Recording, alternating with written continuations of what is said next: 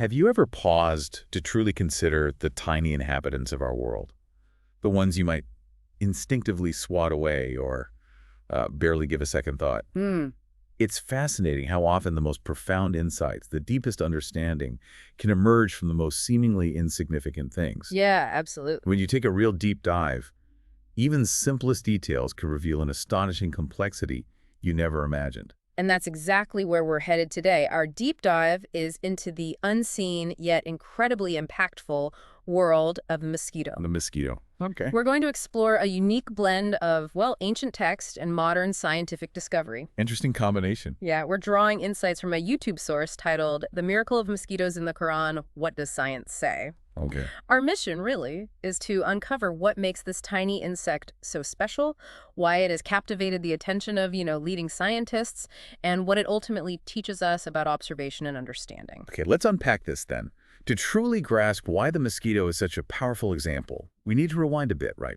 Right. Context is key here. Historically, people, specifically the Quraysh, a prominent tribe in ancient Mecca, they actually mocked the mention of animals like elephants, ants, and honeybees in the Quran. They did, yes. Their question was basically, why would an almighty God use examples of such insignificant creatures to convey profound truths?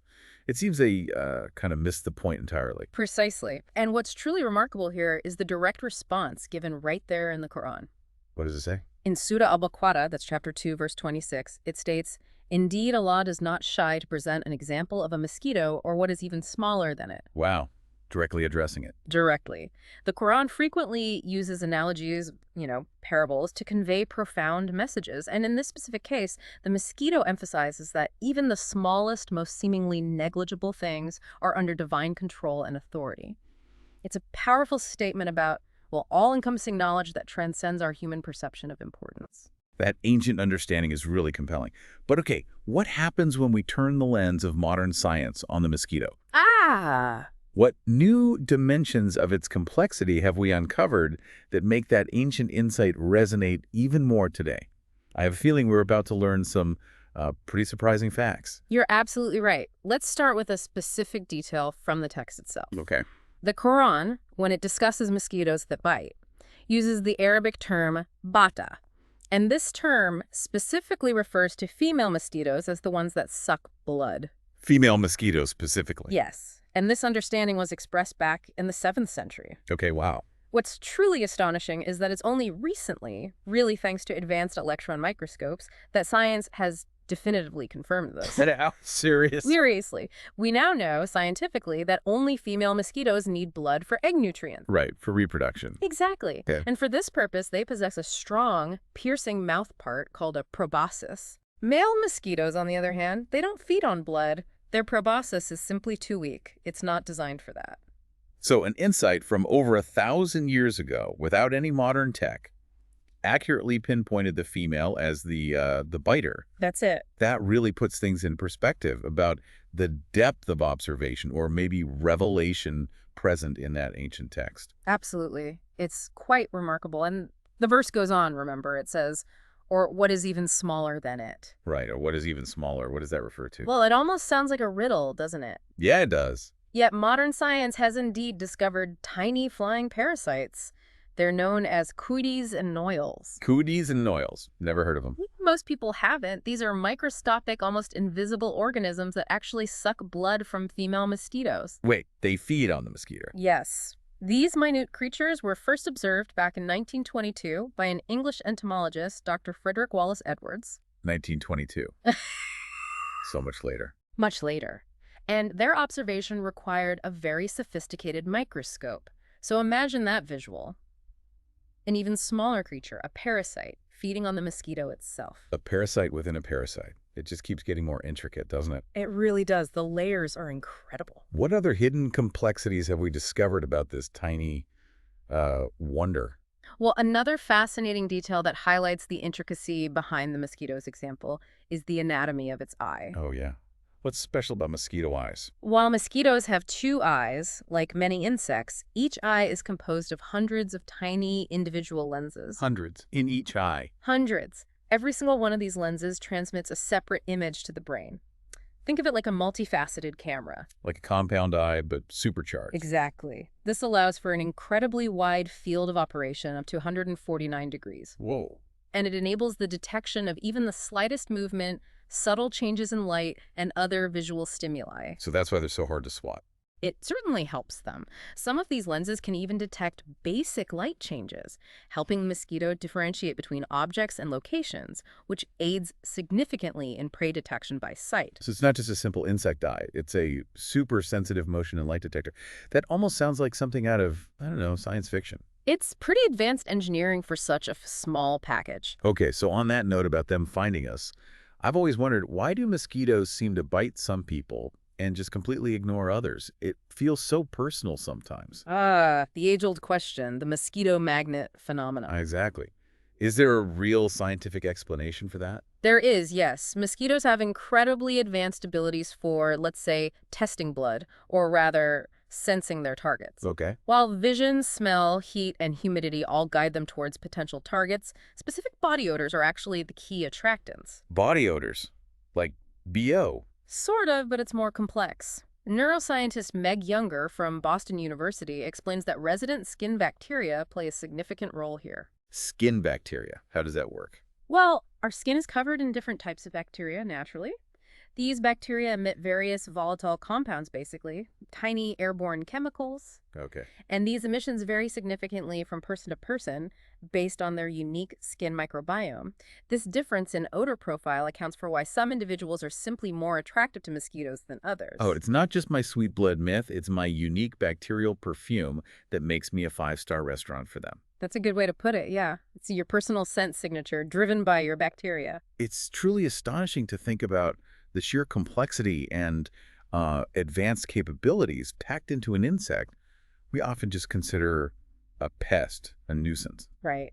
So just to recap, we've got only the female biting, these tiny parasites living on the mosquito, its incredible compound eyes giving it wide vision, and even a scientific reason for why some of us get bitten more. Exactly. And if we connect all these intricate scientific details back to the bigger picture, the use of the mosquito in the Quran serves to underscore a really profound message. Which is? That Allah's power and knowledge are infinite and all-encompassing. Even the tiniest of creatures, like the mosquito, when examined closely, can serve as a powerful reminder of this. It's a testament, really, that clear signs from the Creator are manifested everywhere in the wonders of creation, from the vastness of the cosmos right down to the smallest detail here on Earth. And speaking of the profound power manifested even in the smallest creatures, the Quran also offers a cautionary tale that vividly illustrates this point. Ah, yes. You're thinking of the story of King Nimrod. Exactly. King Nimrod of Babylon, who challenged divine authority by claiming he was God. Indeed. It's a potent story. The account goes that after Allah sent the messenger Abraham to him, Nimrod continued in his arrogance and transgressions. You wouldn't listen. No. So as a consequence, Allah sent a mosquito. Just one. A single mosquito. A single mosquito. This tiny creature entered Nimrod's brain through his nose and began biting relentlessly from the inside. Oh, that sounds horrific. Unimaginably painful. Nimrod's agony became so intense that he ordered his own soldiers to hit his head, to strike him hard, hoping to somehow dislodge or maybe just calm the mosquito.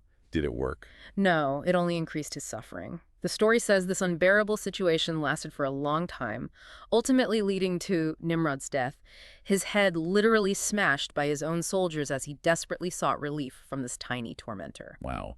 That ancient story carries such a powerful message about pride and power, and how even the smallest thing can bring down the mightiest. It resonates even today, doesn't it? It absolutely does. Especially when you connect it to the very real and, frankly, devastating effects of mosquitoes in our modern world. That's a crucial link to make. Think about it. Approximately half of the world's population right now is threatened by mosquito-borne diseases.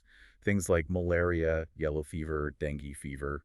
The list goes on. It's a massive global health issue, and this raises an important question.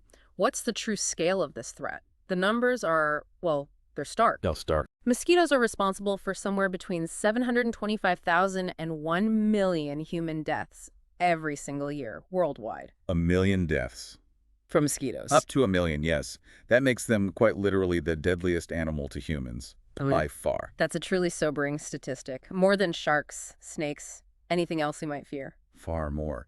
It underscores the impact these tiny creatures have. And in light of that immense danger, Prophet Muhammad taught a dua, didn't he? A supplication for protection. He did. A prayer for protection against diseases and all bad things, which goes, A'udhu bi kalimatillahi tammati min sharri ma khalaq, which translates to, I seek refuge with Allah's perfect words from the evil of what he has created. A plea for protection from the harm in creation, including something as seemingly small yet deadly as a mosquito.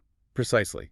It acknowledges both the wonder and the potential danger present in the natural world. So we've taken this deep dive into the mosquito, a creature we often just swat away. Yeah, barely noticed. And found it to be this incredible bridge between ancient wisdom, like that found in the Quran, and cutting-edge scientific discovery. It really is. From specific biological facts confirmed centuries later to the broader message about divine power and knowledge. It's a powerful reminder, isn't it, of how much profound knowledge there is to learn about even the smallest parts of our world if we just, well, look closer. Absolutely. The complexity is astonishing. As we wrap up then, maybe here's something for you, the listener, to think about. What other seemingly insignificant or overlooked elements in your own life or your environment might hold hidden depths? That's a great question. Surprising connections, or maybe profound lessons if you were just to take a closer, more curious look. Yeah. Keep observing, keep questioning. What else is out there that we're missing? Keep diving deep into the world around you. There's always more to discover. Thank you for joining us for today's podcast. I hope you've gained some valuable insights. If you're a truth seeker, yearning for divine light and ready to step out of darkness, now is your moment. The truth is that Allah is the one and only creator of the universe. He has sent over 124,000 messengers and prophets to guide humanity, starting with Adam and culminating with the final messenger, Prophet Muhammad, peace be upon them all. If you resonate with this message, you might be ready to embrace Islam. Simply recite the Shahada, the Islamic declaration of faith. For further support, feel free to join our WhatsApp group. You can send us a private message there. The link is in the video description. Don't wait until it's too late. We look forward to connecting with you soon.